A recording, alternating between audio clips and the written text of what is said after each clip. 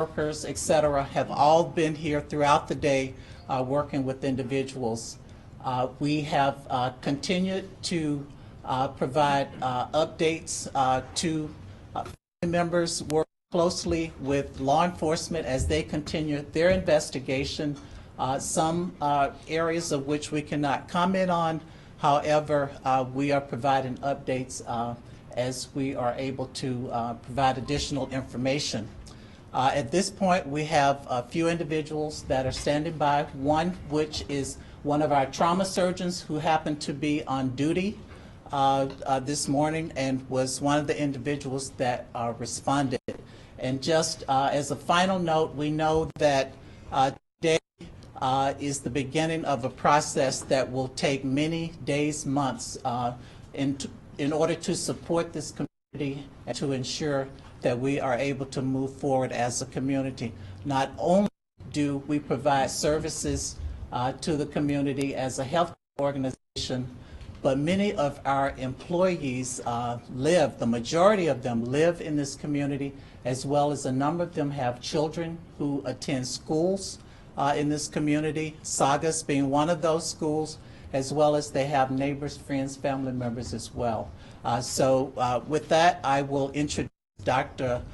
Louis Mark Contreras, who is one of our trauma surgeons, and he will make comments related to care of victims of this nature. Thank you. Thank you for coming today. Unfortunately, this is not the type of day as a father, as a trauma surgeon. There are no words to describe the emotions for this. And just to that being said, Dr. Kidd, thank you for your words. Pretty much describe everything that we've experienced today. At around 7:45 to 8 o'clock this morning, the trauma team was activated for a mass shooting at a school shooting. And we received 4 victims. And I will keep this very general. 2 were in extremis and succumbed to their injuries. And 1 has been discharged, and that has been mentioned. And 1 is in critical condition. And that's the extent of the information we'll give on the victims at this point medically. And as far as the trauma program here, and the response has been great. We were more than prepared for this. We have preparations for this kind of event preemptively, and we utilize those resources today, extending even to our trauma resource in the pre-trauma phase. We had kits out there in schools that I hear have been utilized in one of the victims today as well in the Stop the Bleed programs. In the hospitals, we have our resources. Trauma surgeons came in to back us up, and we were more than capable and available to operate on multiple victims today, and which we did. And that being said, the last thing we also need to remember, there are more victims than just the ones in the hospital. There are families, classmates, and the community, and would like to offer the hospital as a resource for these victims. And as alluded to earlier, the healing begins now and will continue in the next few months and years, unfortunately. That being said, I would like to introduce Deputy Chief Robert Pena. Good afternoon. I would just like to briefly explain what the fire department's role was in this incident. On behalf of Fire Chief Darrell L. Osby, we responded with the LA County Sheriff's Department early this morning and to this active shooter call at the high school. We had approximately 9 paramedic squads, 10 fire engines, 24 ambulances, and other associated units in response, a total of 65 units. The fire department's role was to integrate with the Sheriff's Department tactical teams in the warm zone and to initiate life-saving intervention measures. Upon that, we triaged, treated, and transported 7 patients, 6 shooting victims and 1 non-shooting related. 1 patient transported by helicopter, and the other 6 by ground transport. And they went to the hospitals of Holy Cross, Henry, and Olive View, one patient. And with that, I just want to recognize and thank the Unified Command and the cooperating assisting agencies on such a traumatic incident. We had several of our first responders had their children in the school, attending classes, attending the school at that time. And I want to thank the Sheriff's Department and the hospitals involved and the ambulance companies in the quick response and professional care. And with that, I'd like to introduce LA County Sheriff's Villanueva.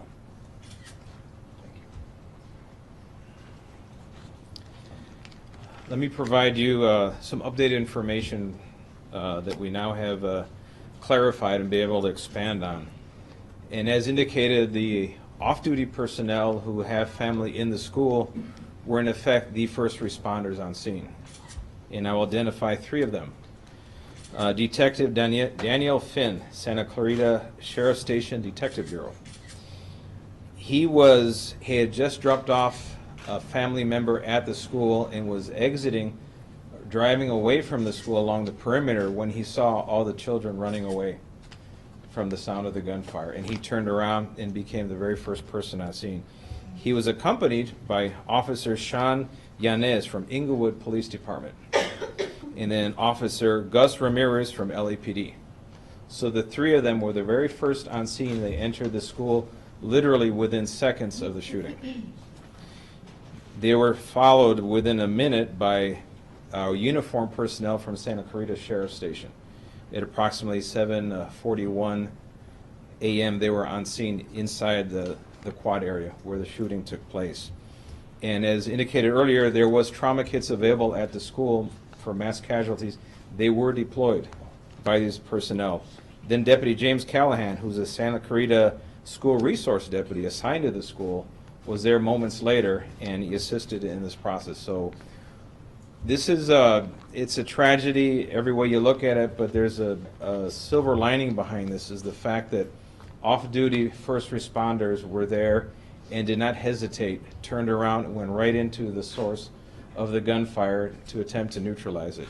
And they rendered first aid immediately. As soon as they discovered the 6 victims, they saw the handgun was there, they realized there was not a pending threat immediately, and they tended to the care of all of the victims and got the first aid rolling. So their actions definitely saved lives, and my hat's off to them. And it's an important message for everyone who's listening to this, and you're concerned you have your children. I have my grandchildren of that same age in school. We always wonder what's going to happen, how do we keep our kids safe, but it's good to know that there's men and women out there as first responders and law enforcement and fire departments that are going to go to the source of the danger. They're going to put themselves in harm's way, and they're going to definitely take care of business. So that is a good it's a good message.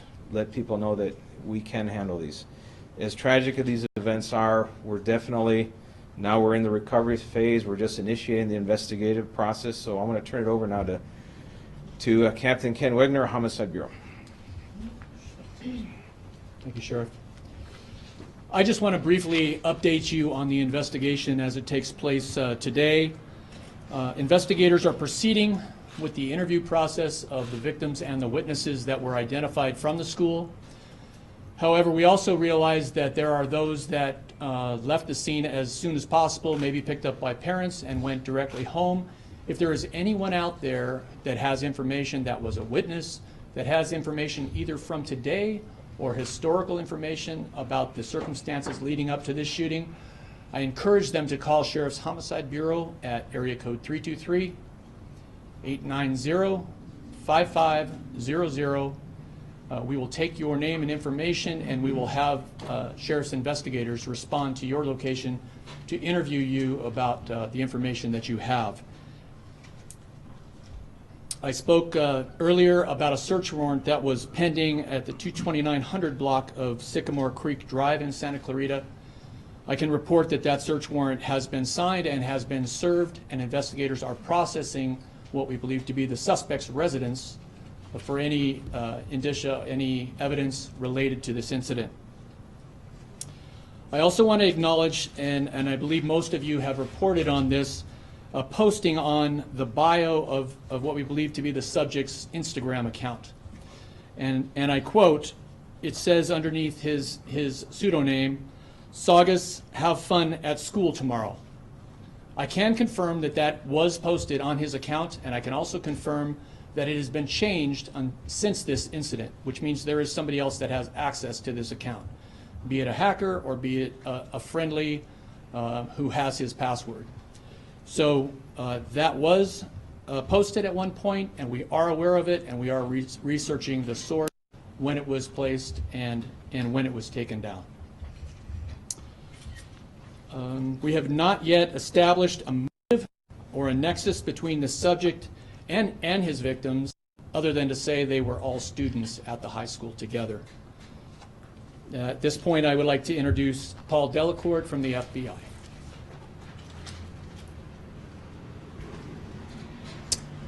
Good afternoon. I'm Paul Delacourt, the Assistant Director in charge of the FBI's Los Angeles Field Office. I know I speak for all the FBI personnel by offering our deepest condolences to the families and friends of the innocent children who lost their lives today, and the families and friends of those who are seriously injured as well. The FBI is continuing to provide assistance to the LA County Sheriffs in terms of investigative resources and technical resources, digital media exploitation, social media exploitation, and the personnel necessary to support any other leads that where we can assist. At this time, we have no reason to believe that the subject was acting on behalf of any other group or any ideology. We have no reason to believe there is any threat or any co-conspirators at this time. But this is day one of the interviews and the exploitation, and things could change. The investigation, of course, is ongoing. We will be thorough alongside the Sheriff's Department to follow any leads that we can to leave no stone unturned. In the meantime, we will seek to assist with the families of the victims and the witnesses to any extent that we can.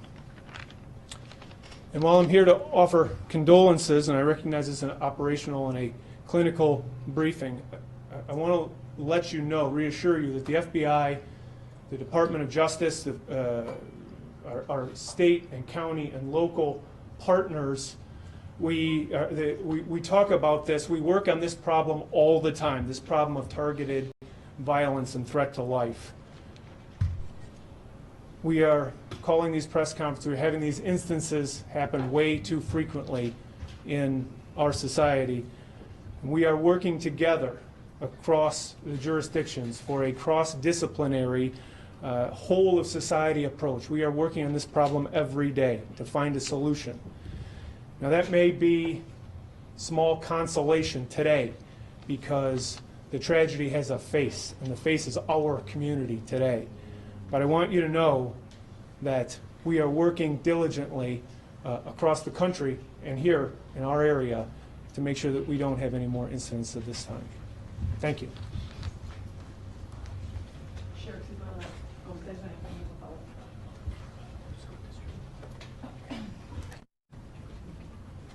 A couple of things I want to add to this. One is for tomorrow, the William S. Hart School District will be closed for class. And that includes, obviously, Saugus High School. And all other school districts will remain open. And there are 5 for the Santa Clarita. En español, para darle más información, estamos procesando la escena del crimen. Son 2 lugares, está en la residencia y está en la escuela. Pero resulta que tres policías fuera de servicio que tenían familiares dentro de la escuela fueron los primeros que respondieron a la llamada de emergencia. Y llegaron ahí en segundos. Un alguacil de nosotros fue el detective Daniel Finn. Él vio a los estudiantes corriendo, huyendo del peligro. Y el oficial Sean Yanes de la policía de Inglewood y el oficial Gus Ramírez de la policía de Los Ángeles. Los 3, no importó el peligro, fueron al sonido, donde estaba el peligro, y encontraron los 6 heridos de balas y ofrecieron primeros auxilios, y llegó una 4ª persona que es el alguacil James Callahan, que él es alguacil designado en la escuela como un recurso para la escuela. Tuvieron equipos de trauma para ofrecer esos primeros auxilios, que eso fue clave para asistir a los doctores aquí en el hospital para disminuir la pérdida de sangre y aumentar la posibilidad que la gente pueda sobrevivir estas tragedias.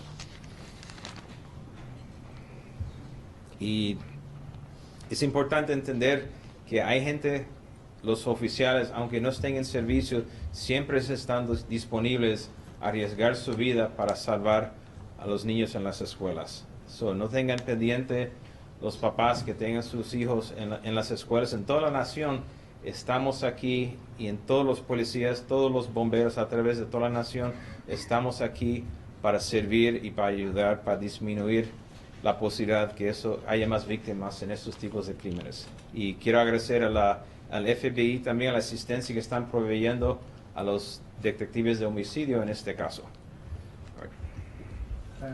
Sheriff, is the suspect at this hospital, if you can say, and is he expected to live? The suspect currently is in grave condition, and that's about as far as we can go with that. You can't What say is his the name? What is the suspect's name? The suspect is a minor, and it is not the policy of the department to release the names of You're minors. gonna charge him as an adult. Two people died. You gotta put out his name. The And you're putting person's- the Instagram account out. The person still remains anonymous as long as they're a minor. Sheriff, Sheriff, the can I post, ask- as far as the Sheriff, post can I- goes, Sheriff, as far as the post goes, did anyone see that? Did anyone report that? And when was it actually posted? The post was discovered that we are aware of this morning and it was, as the captain said, it was very quickly was removed from the account. So there's no time for someone to call and say, hey, you better look out, you better watch out? By the time we were aware of it, the tragedy had already And happened. there's absolutely no report of this guy having any problems with anyone before or anything? Keep in mind what was posted. It said, have a nice day. Saugus, have a nice day at school. No, in this day and age. There's nothing threatening about that. Okay. I mean, if we responded to those kind of things, we would be doing nothing but chasing our tail.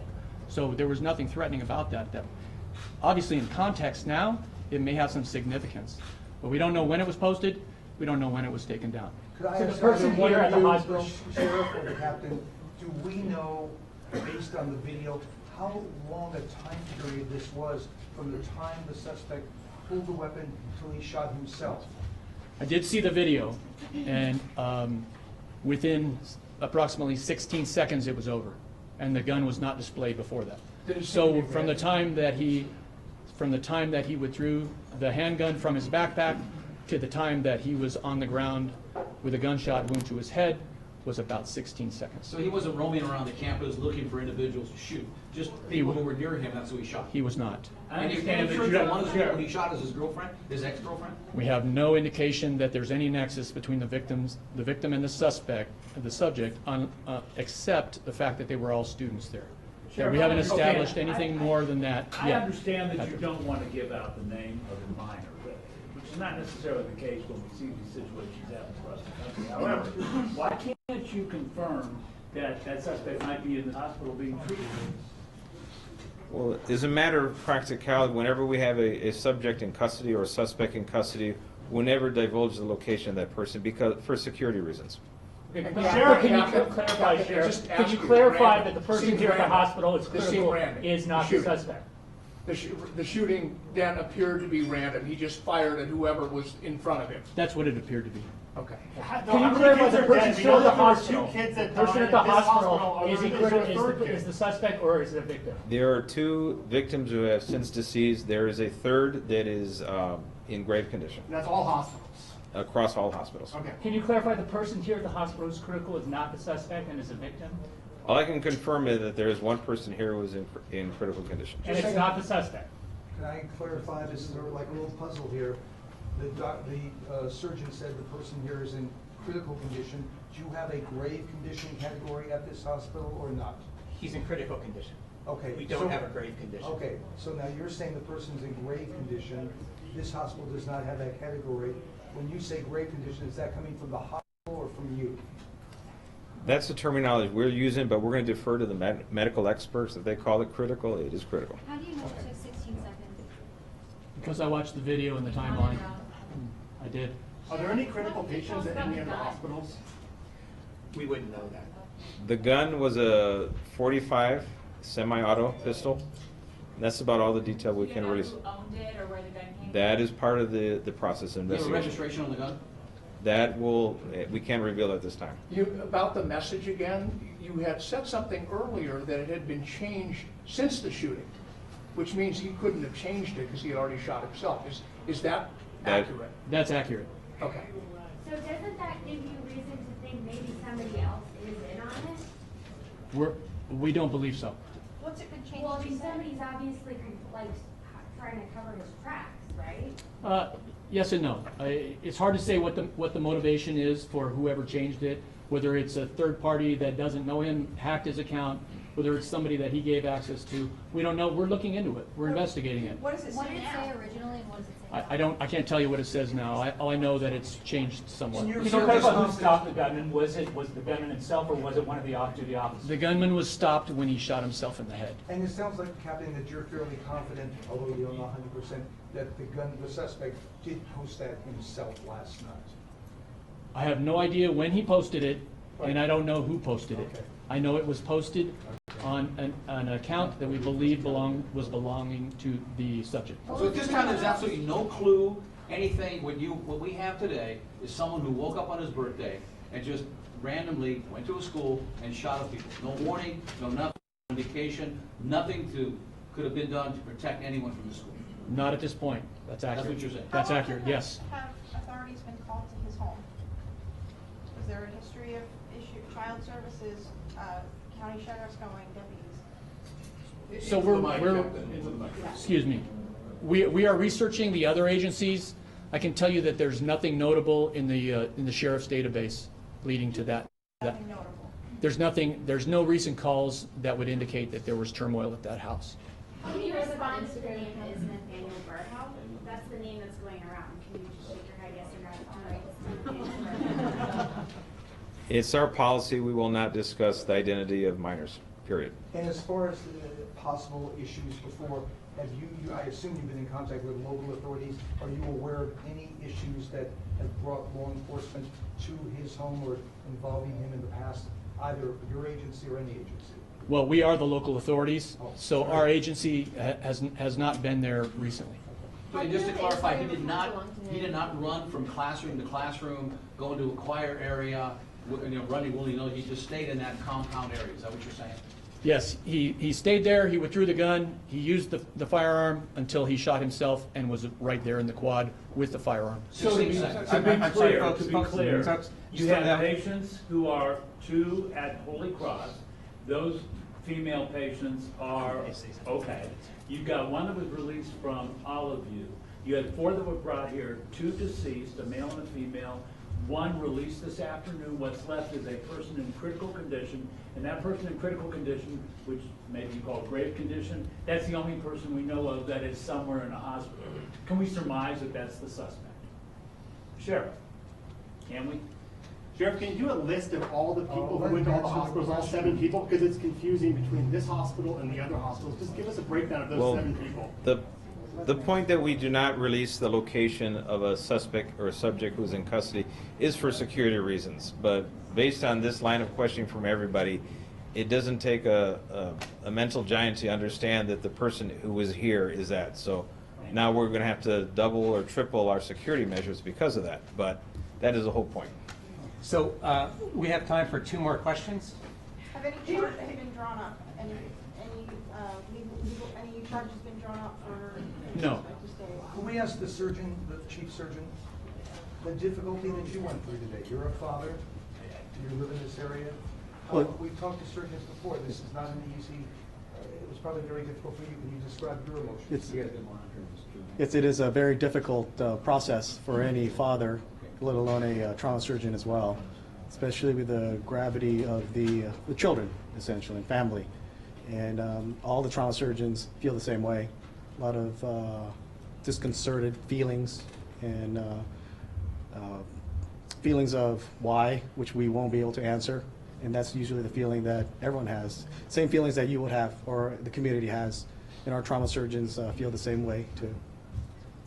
Sherry Villanueva, ¿le puedo hacer una pregunta en español, Sherry Villanueva? Sí, en español. En relación a, Sí. a ese video que vio su asistente, a los 16 segundos, ¿qué es lo que se ve para que la gente pueda entender? Lo que se ve en los 16 segundos fue el estudiante o el sospechoso llegó al área, lo que llama el quad, donde están los más jóvenes de la escuela secundaria, y tenía una mochila y estuvo ahí por un tiempo no haciendo nada más que mirando al vacío, y sacó la mochila, y de la mochila sacó la pistola 45, disparó una vez y después un tiempo arregló algo de la pistola que no funcionó y disparó unas 4 veces más.